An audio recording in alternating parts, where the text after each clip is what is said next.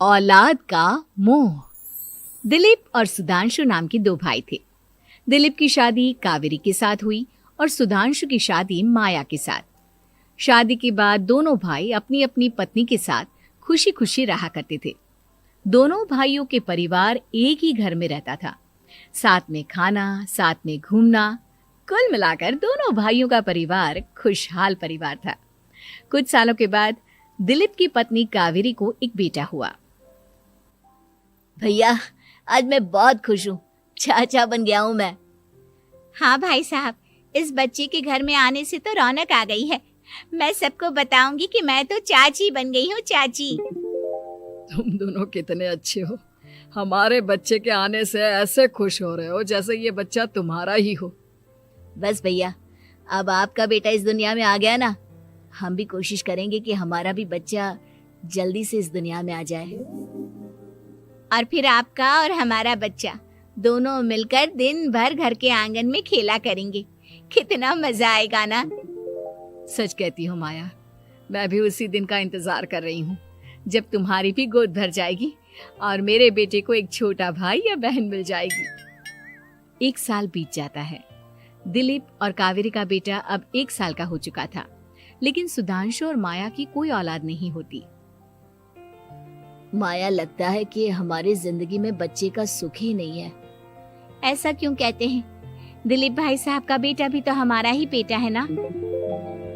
तुम्हारी बात बिल्कुल ठीक है माया, लेकिन फिर भी हमारा खुद का एक बच्चा होता तो कितना अच्छा होता। हाँ, कावेरी भाभी भी हमेशा कहती हैं उन्हें अपने बेटे के लिए एक छोटा भाई या बहन चाहिए। लेकिन देखिए ना, हमारी तो किस्मत ही कितनी खराब है। हमारे तो सारे ट्रीटमेंट भी फेल हो चुके हैं। डॉक्टर ने भी साफ साफ कह दिया है कि तुम कभी माँ नहीं बन सकती। वही तो सुधांशु, बहुत बुरी किस्मत है हमारी। लेकिन माया, हम अपनी किस्मत को इतना क्यों कोस रहे हैं? हम दिलीप भाई साहब के बेटे को अपने बेटे की तरह ही प्यार कर सकते हैं ना। हाँ जी, बिल्कुल सच कहा। मैं भी वैसा कर सकती हूँ। चाची हूँ, उसे छोटी माँ का प्यार नहीं दूंगी क्या? कुछ दिनों के बाद दिलीप का एक दोस्त दिलीप से मिलने के लिए आता है। अरे क्या बात है दिलीप, बधाई हो बधाई। और घर तो काफी बड़ा है तुम्हारा। वैसे तुमने अपने बेटे के बारे में क्या सोचा है? भैया, और क्या सोचेंगे, बस उसे पढ़ा लिखा कर अफसर बनाएंगे, उसकी पढ़ाई पर खर्च करेंगे। अरे भाभी, आपकी तो इतनी सारी प्रॉपर्टी है, आपको किस बात की चिंता? ले देकर एक बेटा ही तो है। अरे नहीं दोस्त, तुम गलत समझ रहे हो। इस घर में मैं और मेरा छोटा भाई दोनों रहते हैं। इस घर का आधा हिस्सा मेरे छोटे भाई का है। अच्छा, कितने बच्चे हैं तुम्हारे छोटे भाई के? भैया, उनके साथ ना कुछ प्रॉब्लम है। मेरी देवरानी कभी माँ नहीं बन सकती।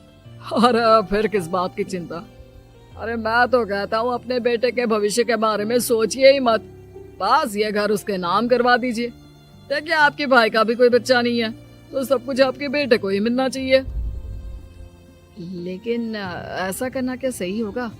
अगर उनका बच्चा नहीं है तो क्या हुआ? ये घर आधा उनका है, उनकी जो मर्जी है वो करे। अरे कैसी बात करते हो? उनकी कोई औलाद नहीं है, वो क्या करेंगे प्रॉपर्टी अपने नाम रखकर? हाँ, वैसे भाई साहब, आपकी बात तो बिल्कुल सही है। अब जो कुछ भी है वो हमारे बेटे का ही तो है। आखिर वही तो इस घर के वंश को आगे बढ़ाएगा। मैं कल ही देवर जी से बात करती हूँ। अगले दिन सुधांशु और माया, इधर आओ। तुम दोनों से एक बहुत जरूरी बात करनी है मुझे। बताइए ना भाभी, क्या बात है? आपको कहीं जाना है तो आप अपने बेटे को मेरे पास छोड़कर जाइए। मैं ही पूरा दिन रख लूंगी उसे। अरे नहीं माया, वो तो मुझे पता है। मैं किसी और चीज के बारे में बात करना चाहती हूँ। बताइए ना भाभी, क्या बात है? देखिए देवर जी, आपका कोई बच्चा है नहीं, लेकिन मैं जानती हूँ कि आप हमारे बेटे को अपने बेटे की तरह ही प्यार करते हैं। भाभी, बेटी की तरह नहीं, वो हमारा ही बेटा है। मेरे लिए तो वो मेरा ही बच्चा है। वही तो फिर क्यों ना ये सारी प्रॉपर्टी हम मेरे बेटे के नाम करवा दे, क्योंकि तुम्हारा हो या मेरा, हम सबका एक ही तो है बेटा। लेकिन भाभी, अभी तो वो सिर्फ 1 साल का है। अभी से प्रॉपर्टी उसके नाम करवाने का क्या मतलब है? देखिए देवर जी, जो काम जितना जल्दी हो जाए ना उतना अच्छा। आने वाले वक्त का क्या भरोसा। भाभी भरोसा क्यों नहीं, हम तो हमेशा आपके बेटे को माँ बाप की तरह ही प्यार करेंगे।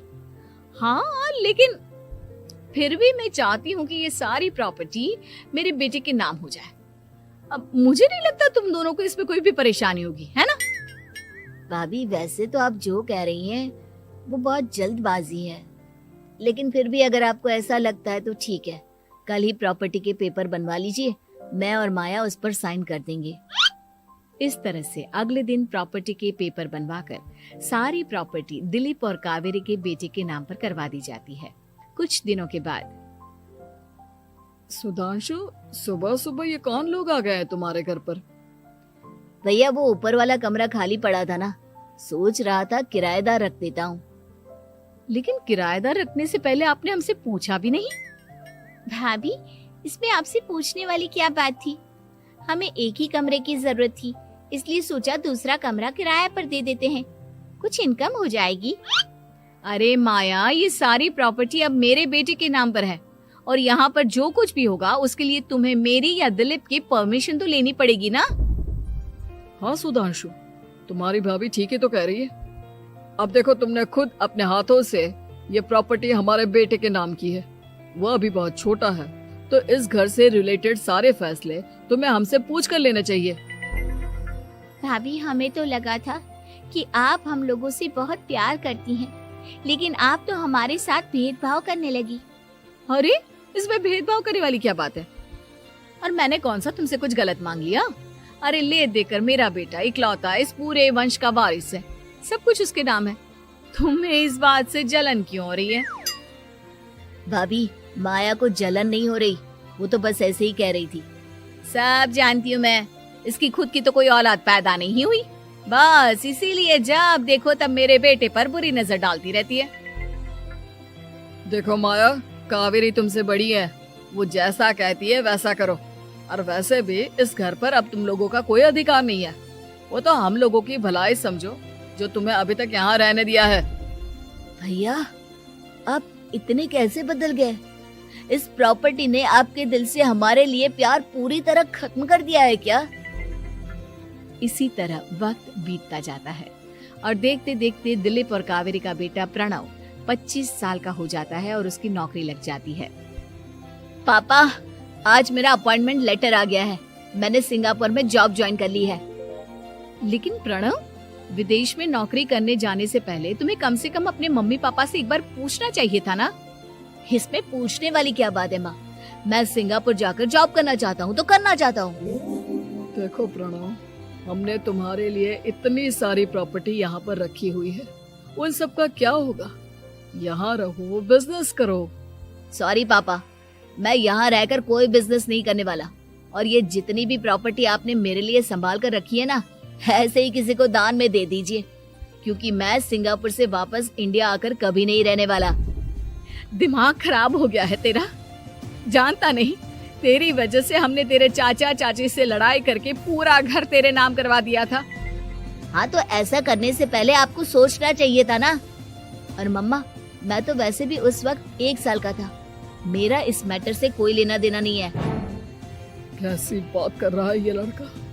अरे तेरी वजह से अपने छोटे भाई से दुश्मनी लेकर बैठा हूँ मैंने तो उसे घर से भी निकाल दिया। जानता नहीं तू, बाजू वाले घर में एक छोटा सा कमरा किराए पर लेकर रहते हैं तेरे चाचा चाची, और ये सब मैंने तेरे लिए किया। देखिए पापा, आपने जो कुछ भी किया अपने लिए किया। मैंने आपसे कब कहा था कि मुझे ये प्रॉपर्टी और घर चाहिए? और वैसे भी अपने भाई के साथ इस तरह का बिहेव करके आपने कोई अच्छा काम तो किया नहीं। तू सही कह रहा है बेटा, हमने तेरे चक्कर में अपने छोटे भाई जैसे देवर और बहन जैसी देवरानी को इस घर से निकाल दिया। बहुत बड़ी गलती हो गई मुझसे। ठीक है मॉम, तो अब आप अपनी गलती सुधारो, लेकिन मुझे तो फॉरेन जाना है, मैं वहीं जाऊंगा। अब आगे क्या करना है ये आपका डिसीजन है। और प्रणव सिंगापुर जॉब करने के लिए चला जाता है। कुछ दिनों के बाद जब दिलीप और कावेरी को अपनी गलती का एहसास होता है तो वो सुधांशु के घर पहुंचती है। सुधांशु, माया, हमें माफ कर दो, हमसे बहुत बड़ी गलती हो गई। क्या हुआ भाभी? आज इतने सालों के बाद अब हम गरीब लोगों के घर क्या करने आई हैं? भाभी, हमने तो खुशी खुशी अपने भतीजे को सब कुछ दे दिया, अब हमारे पास कुछ भी नहीं बचा है। भाई मुझसे बहुत बड़ी गलती हो गई, जो तेरे जैसे भाई को मैंने प्रॉपर्टी के चक्कर में घर से निकाला, और जिसके लिए मैंने ये सब कुछ किया वो खुद ही विदेश चला गया। भैया भाभी, जिस बेटे के लिए आपने हम लोगों को इतनी तकलीफ दी, आपस के प्यार को बिगाड़ा, जब वही आपसे दूर चला गया तो आपको इस बात का एहसास हुआ। लेकिन माफ कीजिए, अब हम आपके साथ रहने के लिए उस घर में नहीं आ सकते। नहीं नहीं माया, ऐसा मत कहो, मुझसे बहुत बड़ी गलती हो गई, प्लीज वापस चलो, मैं वो घर फिर से तुम्हारे नाम कर देती हूँ। भाभी, मैं उस घर का क्या करूंगी? किसके लिए? मेरा कोई बच्चा नहीं, मैं तो बस जिंदगी भर आप लोगों के साथ प्यार से रहना चाहती थी, प्रणव को अपने बेटे की तरह प्यार करना चाहती थी, लेकिन आपने मुझसे वो अधिकार छीन लिया। भाभी और भैया, एक सवाल पूछना चाहता हूँ आप लोगों से। जो बच्चा कुछ ही दिन पहले दुनिया में आया हो, जिस बच्चे के भविष्य का आपको पता ही ना हो, उसके लिए अपने पुराने रिश्तों को तोड़ देना, अपने सगे रिश्तेदारों से दुश्मनी मोल लेना, उनके साथ झगड़ा करना, उनकी बेइज्जती करना, क्या ये सही है? कम से कम हमें सही वक्त का इंतजार तो करना चाहिए ना। सिर्फ प्रॉपर्टी के लिए अपने सगे भाई को घर से निकाल दिया, वो भी अपने 1 साल के बेटे के लिए। क्या ये वाकई में सही था? जवाब दीजिए मेरी बात का।